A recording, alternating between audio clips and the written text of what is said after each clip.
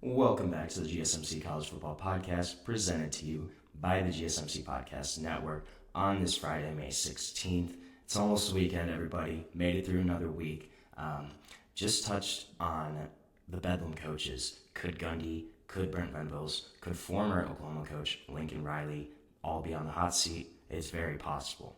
Gonna switch gears, talk about Diego Pavia, Vanderbilt quarterback, and his lawsuit against the NCAA that kind of came about at the end of last year. So in November of 2024, last season, he sued the NCAA, claiming that the organization's rule counting a player's time in junior college towards their overall years of NCAA eligibility was a violation of antitrust laws that was unfairly limiting his ability to make money from his name, his image, his likeness.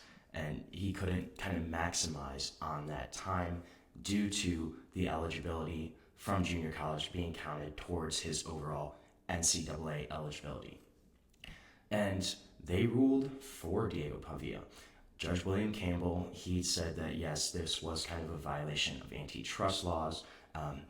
That eligibility should not count because players should be able to kind of maximize their earning potential. This was pretty much the third or fourth kind of lawsuit regarding this. And so the rules were the NCAA typically allowed a player a total of 5 years to play 4 seasons. Current crop of college players, they kind of got granted an extra year on top of that due to COVID disruptions, so they had an extra year. And Pavia argued in his initial complaint that the NCAA was basically unfairly limiting his ability to make money because of counting those junior college years.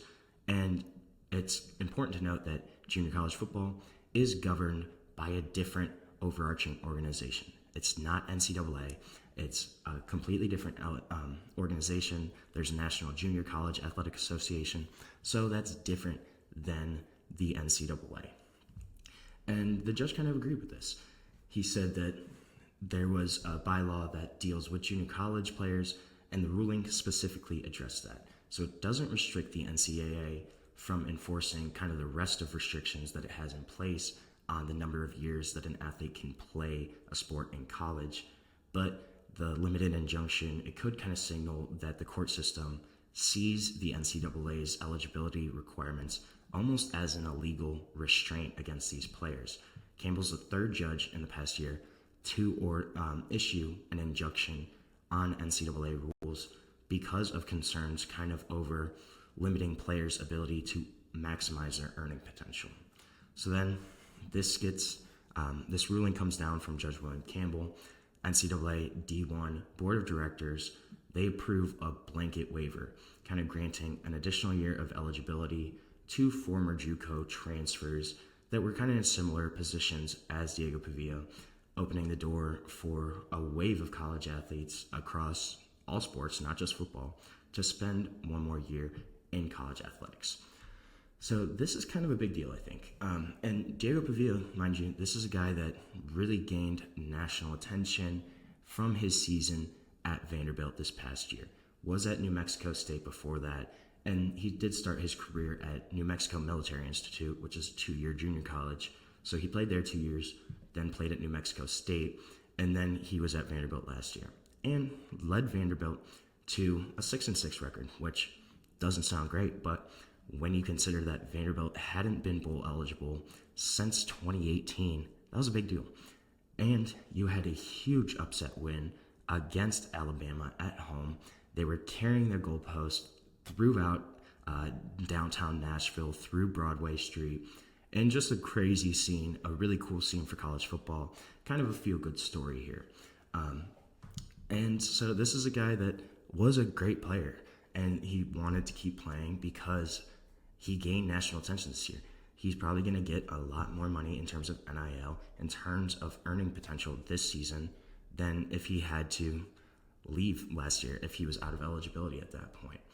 This is something I think it's going to be interesting how this affects the rest of college football, the rest of JUCO, right? The most obvious change here could be in recruiting.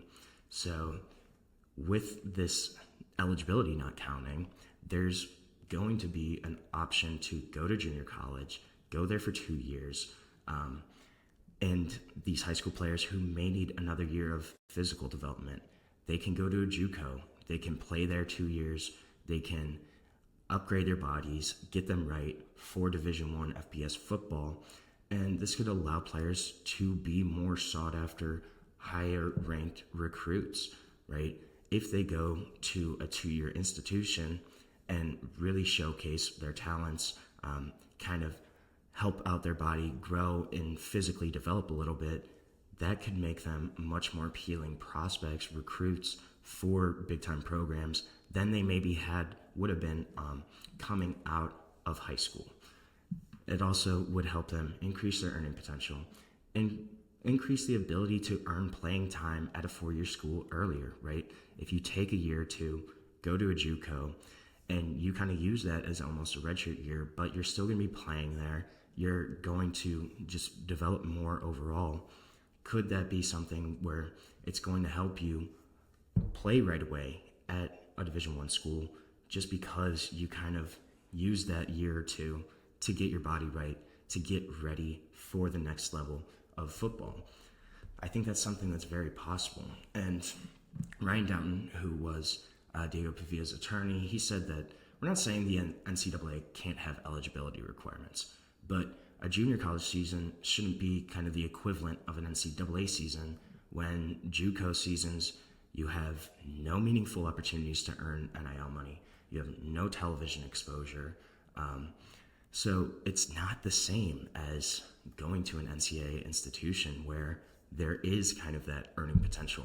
There is TV, televised games. There is kind of the ability to earn money for your play on the field, for your name, for your image, for your likeness.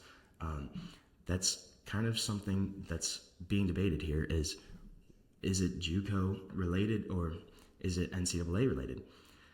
And Downton also cited junior hockey leagues, post-grad prep school leagues, kind of as an example of this, right? Look at collegiate hockey. To go play collegiate hockey, you pretty much have to play juniors, which is you go after high school, or some kids even go earlier, they're 16, 17. You play 2 years in juniors in one of those leagues, and then you go to the NCAA, then you have 4 years of eligibility still. Could we see something similar here with college football? I think that's certainly very possible. You could go finish high school, go play at a JUCO for 2 years, and not lose any eligibility for your NCAA season. I think it's something that's very possible.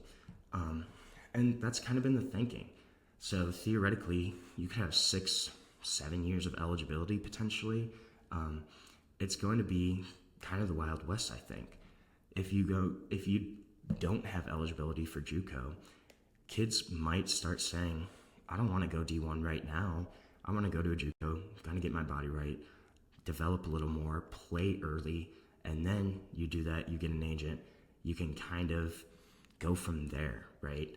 It's not, you have to go to a D1 program, you have to sit your freshman year and just kind of sit out, do nothing.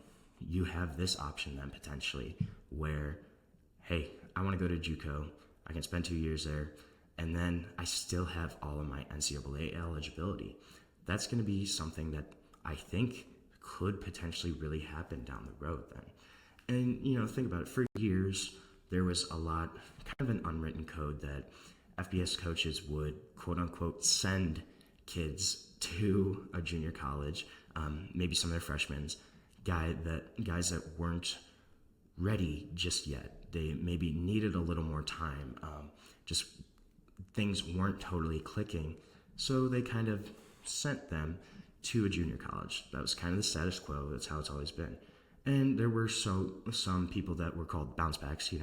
They go to a JUCO, then go back to the FBS program that recruited them.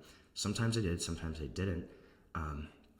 But could we see something similar to that and more of a minor league kind of system, a formal minor league system? Could that be something that JUCO is going to become? Think about this. You have a college like Lackawanna College, Scranton, Pennsylvania. So could there be a scenario where that's a JUCO and PA, you have Penn State go to Lackawanna and say, hey, we're going to help you with hiring some coaches. We're going to give you a little bit of funding. We want you to run our schemes, our offense, our defense, our schemes. We'll help you with your training staff, your weight room, conditioning. We're not going to give you everybody, but we'll give you athletes that aren't ready yet. And it could be kind of a feeder program. I think that's something that's certainly very possible that we could see, where some of these big time programs maybe look at the smaller JUCOs kind of around them, go, hey, we'll toss you a couple million. We'll give you some funding. We just want you to basically be our minor league team, kind of a feeder system for us. You get these guys ready in 2 years, then they come up and play for us at Penn State, at Oregon, at Ohio State, wherever, at Texas. Like, could that be something we could potentially see? I think it's certainly very possible. And you look at the transfer portal, it's kind of put less of a recruiting emphasis on JUCO players. But I think that's something that we might see change soon. So JUCO, it's going to be interesting how this all kind of shakes out. It's going to be interesting where they go from here. But the future of JUCO is very much in the air. And I think we're going to see some big changes here in kind of how JUCO programs approach the game and how Power 4 schools approach JUCO schools. So we're going to take another short break here on our show. When we come back, we're going to talk some Group of 5, Power 5 matchups, some of the games that I have scheduled for this upcoming year. So stick with us. We'll be back on the GSMC College Football Podcast.